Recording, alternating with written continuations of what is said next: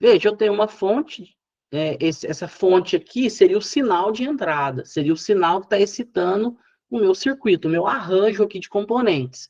É um sinal de 10 volts, é a minha tensão de entrada. Aqui eu tenho um arranjo com 6 resistores ligados aqui a um resistor, que é o R4. Né? E a tensão desse ponto seria a tensão na entrada do operacional.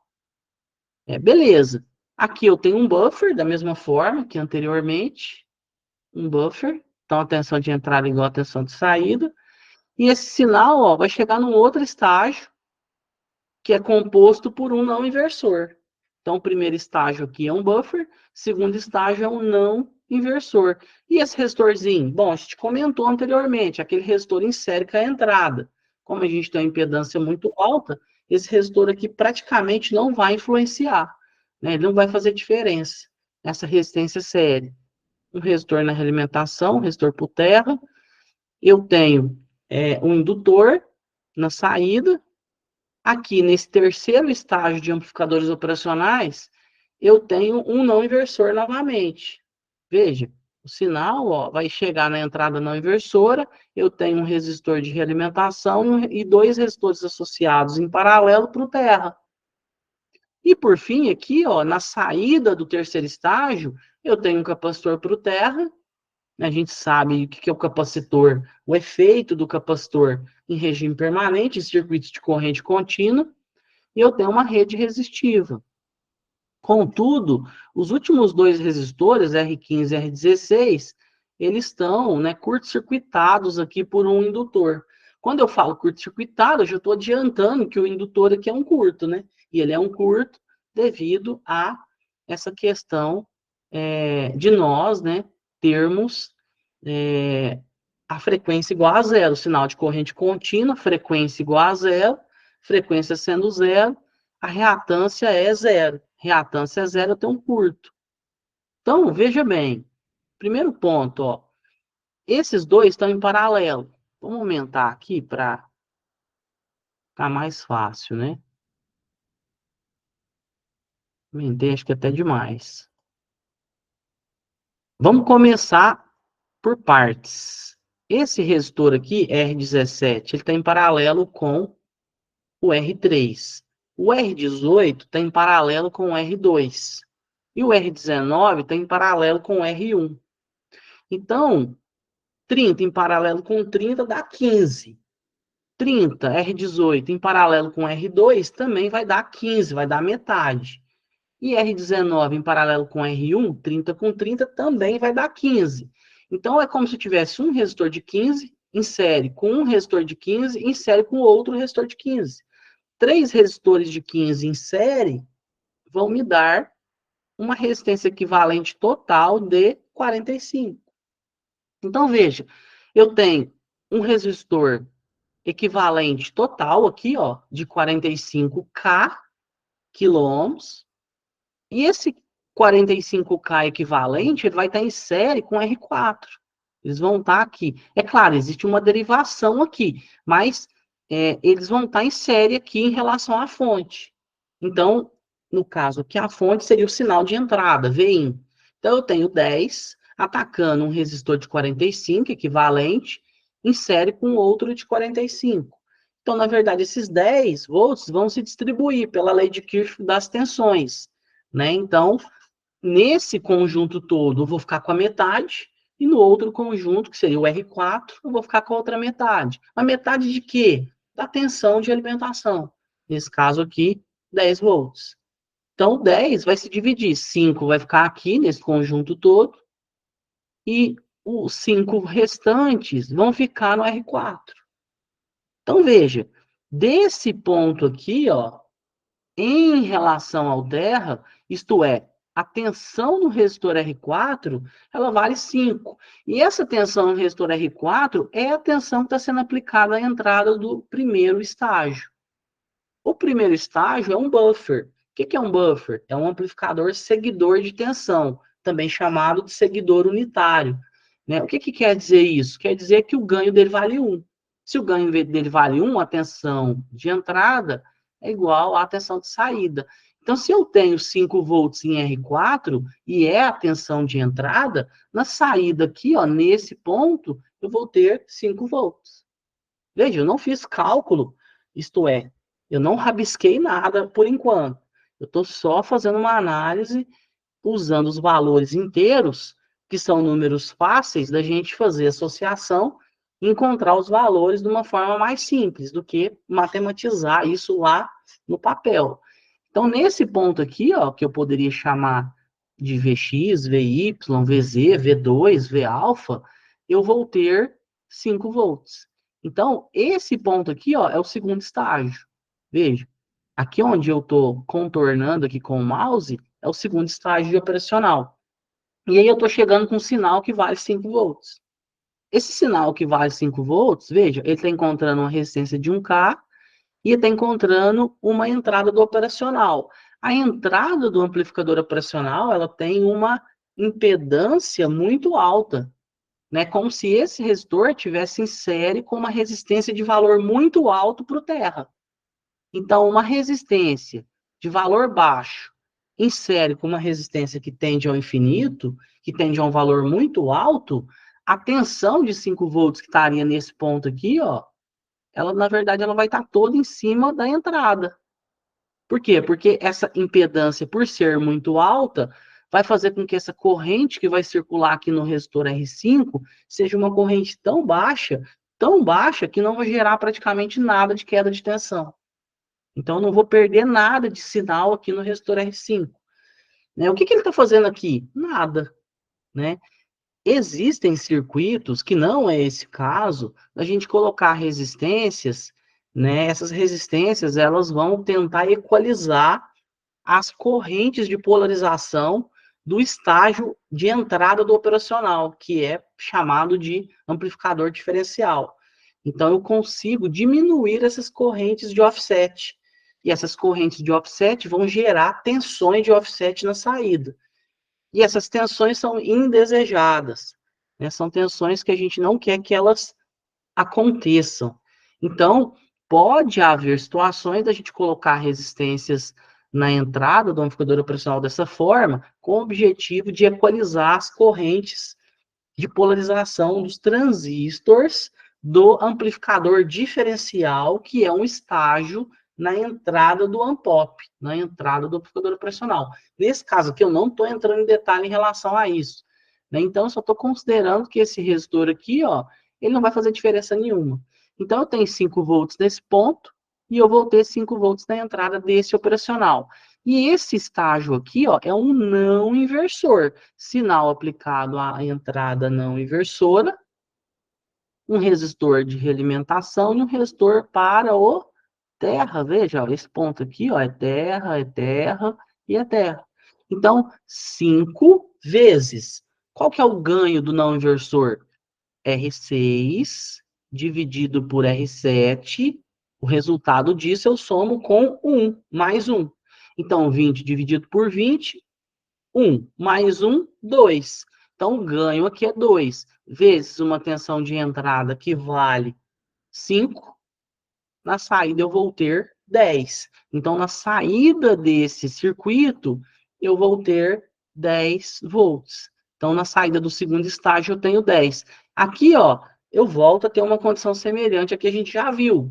Indutor, aqui a gente está considerando regime permanente. Então, esse indutor aqui, ó, ele só vai fazer alguma coisa ao ligar e ao desligar o circuito. Né? Ele é um amortecedor de corrente. Ele armazena corrente em forma de campo magnético. Nesse caso aqui, ele virou um curto. Por que ele virou um curto? Porque não tem variação de corrente. Se não tem variação de corrente, não tem queda de tensão. Então, a tensão desse ponto, que vale 10, é igual à tensão desse ponto, que é a entrada do terceiro estágio, que também vai valer 10. Beleza, chegamos no terceiro e último estágio de operacional. O terceiro estágio também é um amplificador não inversor. Por que é um amplificador não inversor? Ora, se a gente olhar aqui, ó, a gente tem um resistor de realimentação e tem 2 resistores aqui associados para o terra. E o sinal está sendo aplicado à entrada não inversora. Então, um sinal de 10 volts aplicado à entrada não inversora, eu vou multiplicar ele pelo ganho do não inversor. Qual que é o ganho do não inversor? O resistor de realimentação, dividido pelo resistor que está para o terra, né? Esse resultado eu somo com 1. Agora, então, vai ser 1K dividido pelo paralelo dessas duas resistências. Essas duas resistências valem 2K, cada uma, 2K em paralelo com 2K. A resistência equivalente é de um arranjo de resistência, ela é menor que a menor resistência. Nesse caso aqui, as resistências são iguais, então basta dividir pelo número de resistências. Então, 2K dividido por 2 vai dar 1K. Então, a resistência equivalente aqui, ó, vai me dar 1K. 1K, o R8, dividido pela equivalente, que é 1K, vai dar 1. Mais 1, porque é não inversor, vai dar 2. Então, o ganho aqui, ó, vale 2.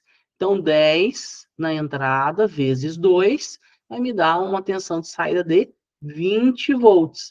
Então, aqui na minha saída, ó, nesse ponto, que é o mesmo ponto desse, que é o mesmo ponto desse, eu vou ter 20 volts. Né? Então, beleza. Chegou aqui, ó, eu tenho só um arranjo de 6 resistências, né? Um indutor e um capacitor. Aí eu volto a avaliar o capacitor. Esse capacitor, em regime permanente, né, em um circuito de corrente contínua, ele é uma chave aberta. Ele carregou, nesse caso, com 20 volts e ficou carregado. Né? Se houver uma variação de tensão nos terminais dele, vai haver corrente nos terminais, né, de um terminal para o outro. Mas aqui eu estou considerando que não há variação, então ele simplesmente vai atuar ao desligar e ao ligar o circuito, como um amortecedor de tensão. Nesse caso, né, ele armazena energia em forma de campo elétrico entre as placas, né, através, essas duas placas elas estão entre o dielétrico. Então, nesse caso aqui, o capacitor tem uma reatância capacitiva, que é a oposição à passagem de corrente. Nessa reatância, ela vale um valor muito alto, um valor tendendo ao infinito. Então, eu posso ignorar esse capacitor aqui, ó, como se ele não existisse. Daí ficou o quê? Um resistor, um resistor, um resistor, um outro, e os dois últimos em paralelo com o indutor. Mas vamos lembrar, o que é o indutor mesmo? O indutor em corrente contínua é um curto-circuito, a gente comentou anteriormente. Então, né, a corrente vai chegar nesse ponto, ó, ela vai derivar aqui pela indutância. Na prática, existe uma resistência, que é a resistência parasita do indutor, né? Dependendo do contexto, pode existir outros efeitos, inclusive um efeito capacitivo. Mas nesse caso aqui teórico, a gente simplesmente está considerando uma resistência igual a zero. Então, eu estou basicamente tirando o R15 e o R16 da jogada. R15 não vai circular corrente, não vai ter queda de tensão. O R16 não vai circular corrente, não vai ter queda de tensão. Então, é como se não existisse esses dois resistores. Então, a gente tem meramente uma fonte de 20, um resistor, 2, 3, 4 e o terra.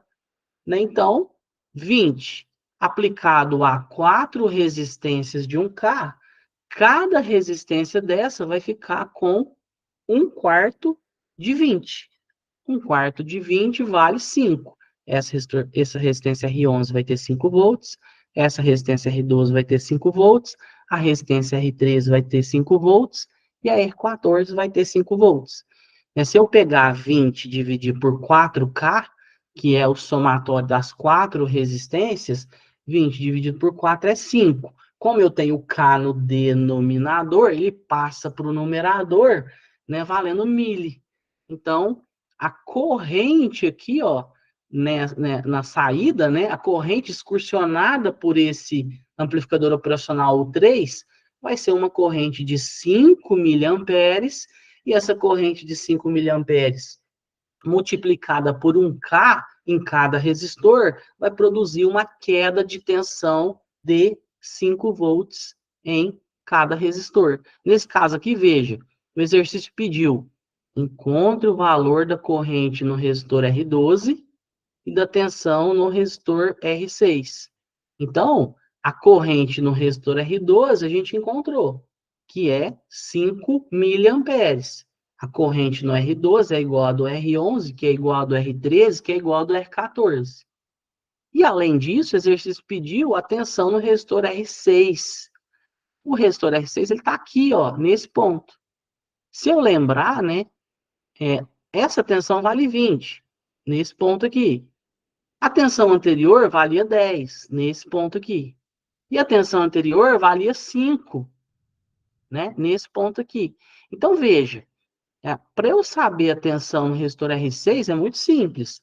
Basta pegar a tensão desse ponto e subtrair pela tensão desse ponto. Tensão é o que? Lá da física. Diferença de potencial. A diferença do potencial do ponto X para o ponto Y, do ponto A para o ponto B. Então, nesse caso, nesse ponto aqui, ó, eu tenho 10. Nesse ponto aqui, eu tenho 5. Mas existe um outro detalhe aí, né, que foi proposital, né, que eu pedi esse valor de tensão, né? Existe um outro detalhe que é o curto-circuito virtual. A tensão nesse ponto da entrada não inversora, né, é a mesma tensão desse ponto, que é a entrada inversora. Por quê? Porque existe aqui, ó, entre as entradas do amplificador operacional, um negócio chamado curto-circuito virtual.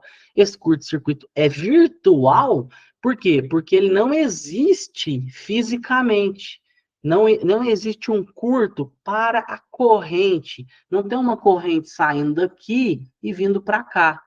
Mas por essa tensão desse ponto em relação ao terra ser o mesmo valor dessa tensão desse ponto em relação ao terra, a gente diz que esses dois pontos aqui, ó, têm a mesma tensão, consequentemente, é o mesmo ponto. Né? Então, é um curto virtual, é um curto apenas para tensão, não é um curto para corrente. Por isso que ele é virtual. Então, se desse lado eu tenho 10 e desse lado eu tenho 5, né? 10 menos 5, 5 volts. Então, a tensão no resistor R6 vale 5 volts. E esse raciocínio pode ser aplicado para qualquer outro componente do circuito amarrado ao amplificador operacional. Por exemplo, poderia ter pedido a tensão no resistor R7. Qual a tensão no resistor R7? Ou a corrente no resistor R7? Bom, se existe um curto-circuito virtual, a tensão desse ponto em relação ao terra vale 5, porque a tensão de entrada vale 5. E esse outro ponto aqui, ó, do resistor, está para o ground, o GND, o terra. Então, 5 menos 0 é 5. A tensão nesse resistor vai ser basicamente 5 volts. Se eu quiser saber a corrente, basta pegar 5 e dividir por 20K. Né? Eu tenho a corrente que vai sair desse ponto e caminhar para o terra. Nesse caso aqui, ó, se eu tivesse pedido a corrente ou a tensão nesses resistores aqui, ó, R9 e R10, mesmo raciocínio. Nesse ponto eu tenho 10, então, que é a entrada não inversora, né, do amplificador operacional U3. Desse outro lado aqui, eu também vou ter 10. Tendo 10 aqui, ó, 10 volts, e aqui eu tenho terra, então, em cima dessas resistências, eu tenho 10. 10 dividido por 2K, né, vai dar 5 mili. 10 dividido por 10K, desculpa, por 2K também, né, vai dar 5 mili. Então, essa resistência vai estar drenando 5 mili para o terra, e essa resistência vai estar drenando 5 mili para o terra. E aí vale.